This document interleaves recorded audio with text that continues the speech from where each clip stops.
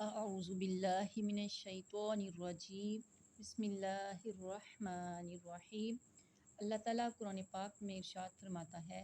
الا بذکر اللہ تطمئن القلوب، سن لو اللہ کی یاد میں ہی دلوں کا چین ہے۔ دوسری جگہ ارشاد فرماتا ہے،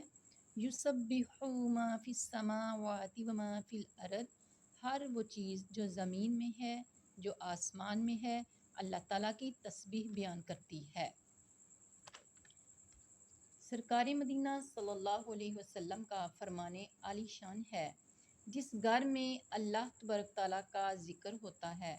اور جس گھر میں اللہ تعالیٰ کا ذکر نہیں کیا جاتا، ان کی مثال ایسے ہے جیسے زندہ اور مردہ۔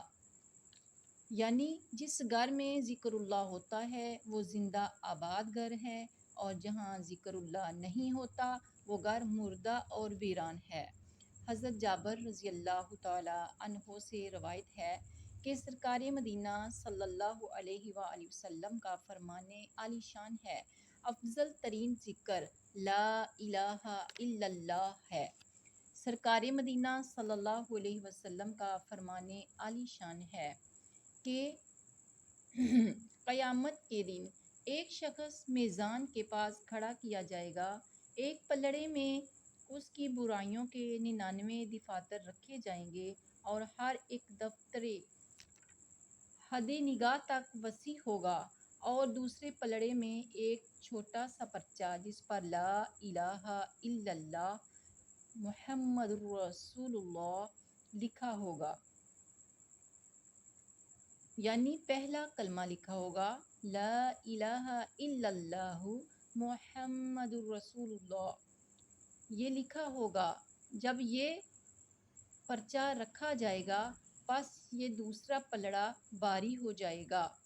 یعنی جس پلڑے میں لا الہ الا اللہ والی پرچی رکھی جائے گی وہ پلڑا وزنی ہو جائے گا اور اس شخص کو بخش دیا جائے گا۔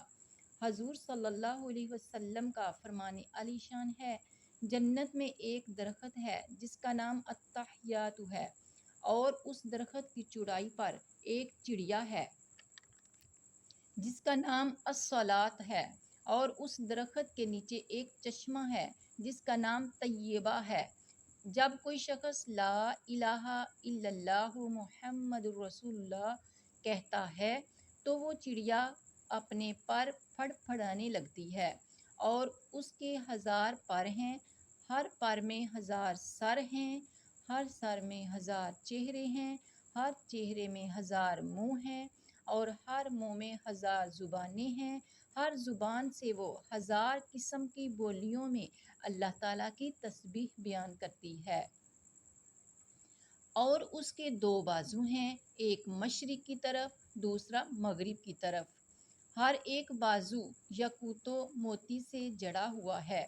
اور اس کا سر موتی کا ہے۔ پھر وہ چڑیا اس درخت سے اڑتی ہے اور اسی چشمے میں غوطہ لگاتی ہے، پھر نکل کر اسی درخت پر بیٹھتی ہے اور بازوؤں کو پھڑ پھڑاتی ہے جس سے کثرت کے ساتھ قطرے ٹپکتے ہیں۔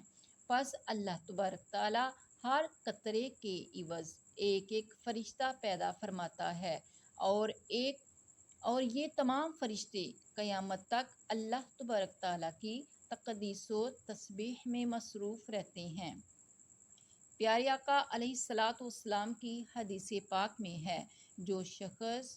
بعد نماز فجر طلوع آفتاب تک لا الہ الا اللہ محمد رسول اللہ کا ورد کرتا رہے اور درمیان میں کوئی دنیاوی بات نہ کرے تو اللہ تبارک تعالیٰ اس کو ضرور جنت عطا فرمائے گا،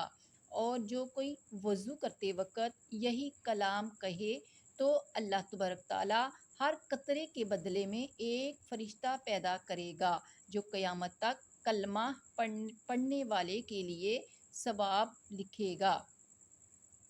پیارے آقا علیہ الصلاۃ والسلام کا فرمان ہے، جو شخص سوتے وقت 2 مرتبہ لا الہ الا اللہ محمد رسول اللہ کہہ لے، گویا اس نے اللہ تبارک تعالیٰ کی راہ میں 2 غلام آزاد کیے۔ حضرت عبداللہ بن عمر رضی اللہ تعالیٰ عنہ سے روایت ہے کہ سرکار مدینہ صلی اللہ علیہ وسلم کا فرمان ہے، اشہد لا الہ الا اللہ و اشہد ان محمد الرسول اللہ۔ ایک پرچہ جس میں لکھا ہوگا وہ ان 99 دفتروں پر باری ہوگا جس کی درازی اور لمبائی حد نظر تک وسیع ہوگی۔